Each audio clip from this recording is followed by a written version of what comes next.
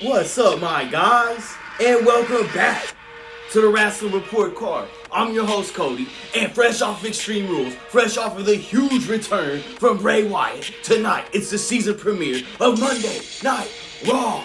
Not only do we have DX in the house on their 25-year anniversary, but we have Roman Reigns and the entire Bloodline in the house. Plus, we got Bobby Lashley taking on Seth freaking Rollins for the United States Championship. And we had not one, but two more returns, as you got the Good Brothers, that's right, Big LG and Carl Anderson, they're back. And then the music hit, and Brock Lesnar came running out. Brock Lesnar is back, and I tell you what, you're going to have to stay tuned to see who he ran out on. So as y'all can see, we kept the ball rolling, and Triple H is still cooking after Extreme Rules. So without further ado, buckle up your seatbelts, and let's get to great. After DX got us off to a great start, we moved to the ring where you have the undisputed WWE Universal Champion Roman Reigns, who pulled up to Monday Night Raw with the entire Bloodline. And I just have to say one thing. Sami Zayn needs to hold every single title known to mankind, because that dude is a genius. As tension continues to grow between Jay and the entire Bloodline, Sami gets on the mic and simply asks Jay one question: if he can be cool. Just as Jay started getting amped up towards Sami and towards Roman, out comes Matt Riddle of all people, fresh off his victory over Seth Rollins in the Fight Pit. He decides, why stop with one Shield member? He went on to challenge Roman to a rematch. Roman gets on the mic and tells him to get your behind to the back of the line. So Riddle issued a challenge to anyone in the Bloodline, and I'll be damned if Sami Zayn accepts. So later on, it's Riddle versus Zayn on Monday Night Raw.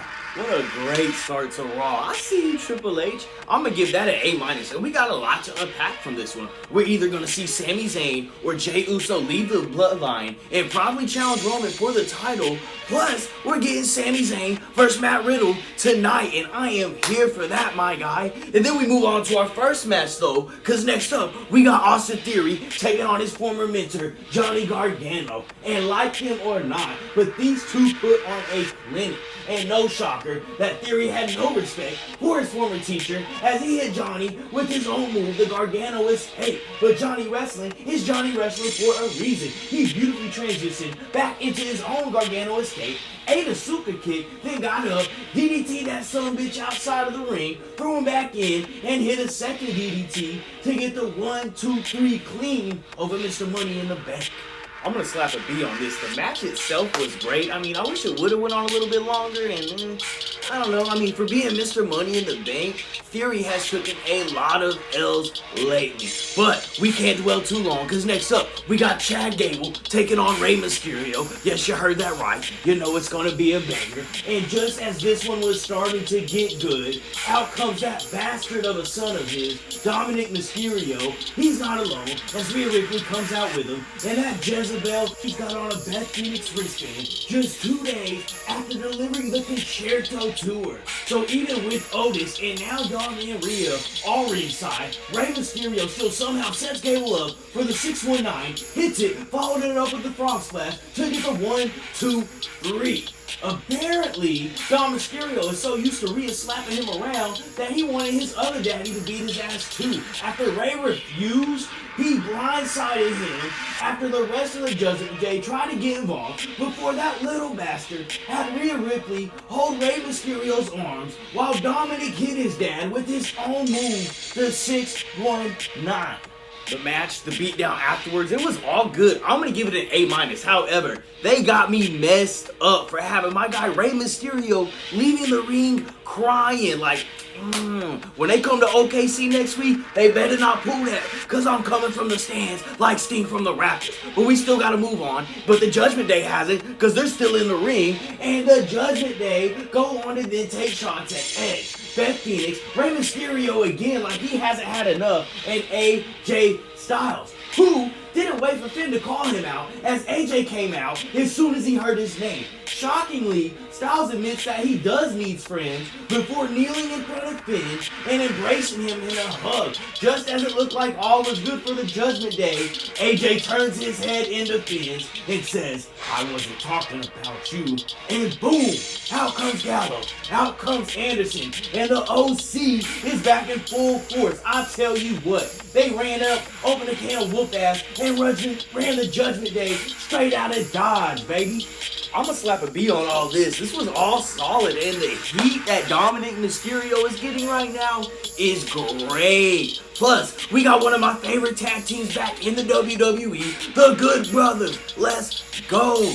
Next up, we got another match. You got Bayley, fresh off her loss to Bianca Belair in the ladder match. She's taking on Candice LeRae.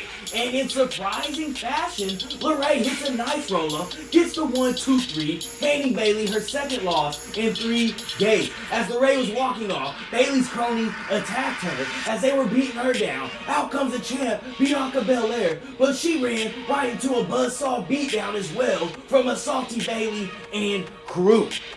I'm going to give this a C. I mean, this was solid, but I really just could not get into this match. I know everybody hypes up Candice LeRae, and she just had a child and all that, but she just hasn't really sold me yet. Hate me all you want. I'm sorry. Wait, why did my lights just go out and they're ratting here? Anyways, we got Maurice in the ring. She threw The Miz a birthday party where she brought him a set of giant balls, I mean the workout ones that had his face plastered on them, and a signed baseball bat. When he went to grab the next gift, it was empty, and popping out of the table was Dexter Loomis' head. He snuck behind The Miz and went to choke him out, but The Miz got away and ran off, leaving his wife behind. Luckily, she escaped, leaving Loomis alone in the ring with a big knife. He grabbed that sumbitch, deflated both of The Miz's giant, enormous balls, and then much to the crowd's delight, for some reason, he cut off a piece of the birthday cake and ate it. Again, you just gotta love pro wrestling sometimes. Yeah, this was good. I'm gonna give it a B-. And then we find out that live in OKC next week, where I will be, it's gonna be Dexter Loomis taking on The Miz. Man, I love that Triple H is using The Miz to get over all these NXT guys. It's really, really a smart move if you think about it. Well, next up, we got Omar. He's taking on Joey Ace and Chico. I'm not sure who these two are, and after this one, I don't think that these two even know who they are either. Almost gets the 1-2-3 in quick fashion with a double choke slam.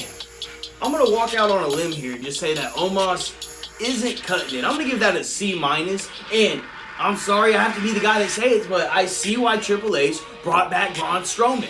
But next up, we got the United States title on the line. It's Bobby Lashley in the ring, getting ready for his match against Seth Rollins. He brings up how he already beaten Drew McIntyre, Brock Lesnar, and Roman Reigns. And well, he should have known. Bob, you should have known. You say his name, and he's gonna come out. I'll be damned if the music didn't hit. And Brock Lesnar ran out, and I tell you what, when Brock Lesnar runs out on anyone other than Roman Reigns, it's lit, my guy. And Lesnar didn't come down to talk, as he grabbed Bobby and fired that sumbitch not once, but twice before putting him in a Kimura. We come back from the break, and Lashley is obviously hurt with that arm bothering him, but that doesn't stop Seth Rollins as he runs down, demanding to start the match. Seth then starts taunting Bobby Lashley, taunting him, and he finally said the thing that struck that nerve, and Bobby hobbled his ass in the ring, and we get the match started. Bobby immediately went for the spear. Seth countered with the pedigree, follows it up with a frog splash, but when he went for the stomp, he missed, allowing Bobby to hit the spear.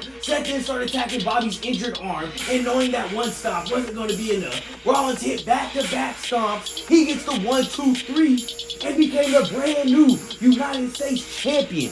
Hey, so that's getting a B+. I do have to say, I'm never a fan of Bobby Lashley losing, but we get two great things from this. Number one, it's Bobby Lashley versus Brock Lesnar at some point in the future. And number two, we got Seth Rollins as a U.S. champion. You know that's going to be money moving forward. But next up, we got to keep it moving forward because we got Matt Riddle taking on Sami Zayn. But first, we get a really trippy video from Bray Wyatt telling us to revel in who we are. We're going to have to keep an eye on this guy moving forward. You know how he is. But we move on to the main event as Riddle's taking on the honorary Usos. He has both of the Usos in his corner. Jey Uso tried to get involved early by laying Riddle out, but Sami Zayn was not a fan of him doing that. When Uso tried to get involved yet again, Sami stopped him, but this allowed Riddle to get the upper hand. He finds his inner Viper, but Sami had it well scouted, sending Riddle crashing over the ropes.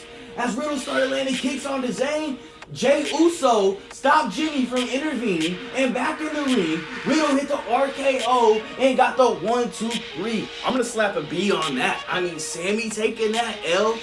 You know Roman ain't gonna be happy about that, my guy. The only question is who is Roman gonna kill? Will it be Sami Zayn? Will it be Jey Uso? Well, tune in on SmackDown this week to find out.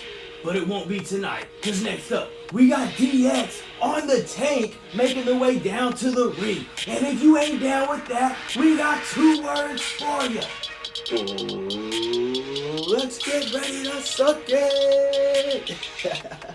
I'm going to give that a B-. I just wish it would have went in a little bit longer. And I don't know, maybe somebody would have ran out and gotten embarrassed. That's all I ask. But hey, we got to the end of another show. Bray Wyatt's back. Brock Lesnar's back. I mean, what the hell is going on? But we got all the grades in. Now let's take a look at the report card. After tallying everything up, we came out with a final letter grade of a B-. That's right, an 83%. Ah, man. Wrestling is back. We're in full swing. I want to thank everybody that does tune in. If you haven't already, please like, comment, subscribe. If you don't, I guess we'll still be cool. But if you do, that would be awesome as well. Well, I'm Cody. I'm signing off. I hope all y'all stay safe and have a nice day.